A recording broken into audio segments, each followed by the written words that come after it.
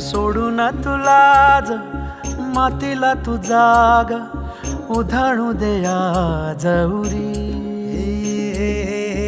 उजाडू दे आज साकड हे माग होऊ दे पहाट नवी. आता होऊन जाऊ दे साऱ्या जगाला पाहू दे पडू दे पाऊल